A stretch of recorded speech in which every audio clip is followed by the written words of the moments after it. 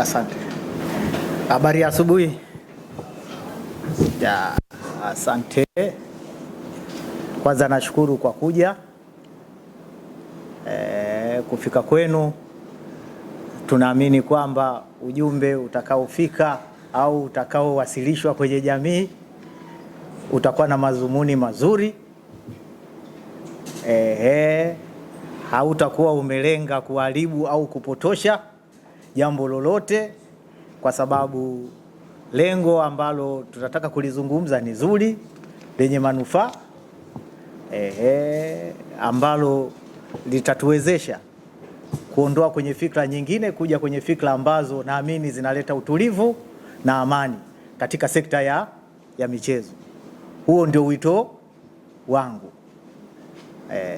Sasa ndugu wanahabari, naamini wote tunakumbuka mapema wiki hii tarehe 16 Februari 2026, Mheshimiwa Paul Makonda ambaye ni Waziri wa Habari, Utamaduni, Sanaa na Michezo alinielekeza mimi kama msajili wa vyama vya michezo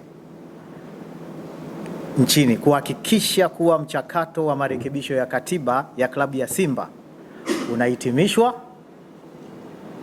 kwa mujibu wa sheria na kanuni za usajili wa vyama vya michezo kabla mwezi huu haujakwisha. Maelekezo hayo ya Mheshimiwa Waziri yalikuwa ni ya kusisitiza na kuhakikisha kuwa hatua zote za kisheria za kiutawala zinakamilika kwa wakati kwa maslahi ya klabu, wanachama wake na maendeleo ya michezo kwa ujumla. Napenda kufafanua kuwa mchakato huu wa marekebisho ya katiba ya klabu ya Simba umepitia katika michakato mingi. Kwanza uchambuzi, unatathmini na uidhinishaji wa marekebisho ya katiba. Sasa haya yote yalikuwa yameshafanyika. Mchakato huu tayari ulikuwa umeshachakatwa. Ulibaki mchakato mmoja tu ambao ulikuwa ni kuwakabidhi klabu ya Simba katiba yao, kwa sababu katika michakato tulionayo kuna michakato wanawasilisha katiba. Baada ya hapa tunakuwa tunawasiliana na klabu na uongozi kupata ufafanuzi tofauti ili kuhakikisha katiba hii inakuwa inabeba yale madhumuni yaliyokuwa yamekusudiwa. Kwa hiyo katika mchakato huo, mchakato wa mwisho kabisa ni wa kukabidhi katiba, ambao unapokabidhi katiba hiyo unahakikisha kwanza uongozi wa klabu ya Simba una sign, unakubali kwamba haya ndio marekebisho sahihi na yamebeba yale maudhui waliokusudia kwenye fomu maalum ambayo wana sign, ambayo tayari sasa kupitia maelekezo hayo ya Mheshimiwa Waziri, ofisi ya msajili imeshakamilisha hatua hiyo ya mwisho ya kukabidhi katiba na kupokelewa rasmi, ambayo katiba imeidhinishwa. Kwa hiyo katiba ya klabu ya Simba imeshakabidhiwa kwenye uongozi wa klabu ya Simba. Kwa msingi huo, napenda leo tarehe 18 Februari 2026 kuutaarifu umma kuwa mchakato wa marekebisho ya katiba ya klabu ya Simba sasa umehitimishwa kikamilifu kwa mujibu wa sheria na kanuni wa vyama vya michezo, baada ya kukamilika kwa hatua zote, ikiwemo kukabidhi rasmi katiba hiyo kwa uongozi wa klabu. Tazungumzia hatua za mchakato zilizopitia. Klabu ya Simba ilianza mchakato wake wa mageuzi wa mfumo wa uendeshaji wake ili kuwaruhusu wawekezaji kwa mujibu wa katiba yake ya mwaka 2018. Katika utekelezaji wa mageuzi hayo, changamoto za kisheria na za kiutawala zilijitokeza, ikiwemo masuala ya muundo wa umiliki, usajili wa wadhamini na uoanifu wa katiba na matakwa ya taasisi mbalimbali za serikali. Marekebisho hayo yalikuwa yamejadiliwa na kupitishwa awali kwa mkutano mkuu wa wanachama uliofanyika tarehe 30 baada ya kuwa na changamoto hizo. Kwa hiyo mkutano wa tarehe 30 Novemba 2025 wa klabu ya Simba uliweza kuboresha katiba ili uweze kuendana na yale changamoto zote, kuziondoa zile changamoto ambazo ilisababisha katiba ya kwanza kukwamisha ule mchakato wa mabadiliko. Na baadaye, baada ya mkutano mkuu, waliwasilisha rasmi ofisi ya msajili kwa ajili ya kukamilisha hatua za mwisho za kisheria za kiutawala.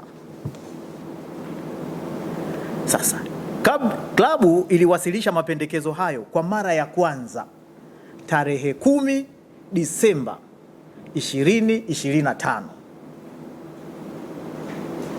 Baada ya kuyapitia, ofisi ya msajili iliyarejesha rasmi rasimu hiyo tarehe 18 Disemba 2025. Tuliwarejeshea klabu ya Simba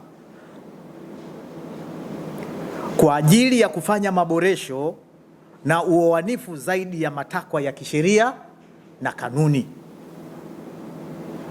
Tarehe 24 Disemba 2025, klabu iliwasilisha tena rasimu iliyofanyiwa maboresho katika kuendelea kutekeleza wajibu wake wa kisheria wa kuhakikisha ukamilifu na uwazi wa masharti yaliyopendekezwa na ofisi ya msajili. Waliwasilisha katiba hiyo tarehe 5 Januari, na katiba hiyo tulipoipitia tena tukaomba ufafanuzi hiyo tarehe 5 Januari. Kuna kipengele kidogo kimoja kilikuwa kimebaki ambacho kama nilivyoeleza kwamba lazima tutafute uandishi wa taasisi nyingine ili kuruhusu huu mchakato usije ukafanya ukakwama. Kwa hiyo tarehe 5 tukawarejeshea tena wafanye tena nini hilo boresho la mwisho 26 hiyo. Baada ya kukamilisha maboresho hayo na kutoa ufafanuzi uliohitajika kwa klabu, uliwasilisha toleo la mwisho tarehe 5 Februari 2026 kwa ajili ya kuhitimisha mchakato huo. Katiba iliyorekebishwa iliwasilishwa kwa msajili kwa mujibu wa kanuni ya 11 ya kanuni ya msajili wa vyama vya michezo, tangazo la serikali 441 ya mwaka 1999 ili ipitiwe na kuidhinishwa. Kwa mujibu wa kanuni ya 11 kanuni ndogo ya 3A kanuni ya msajili wa vyama vya michezo,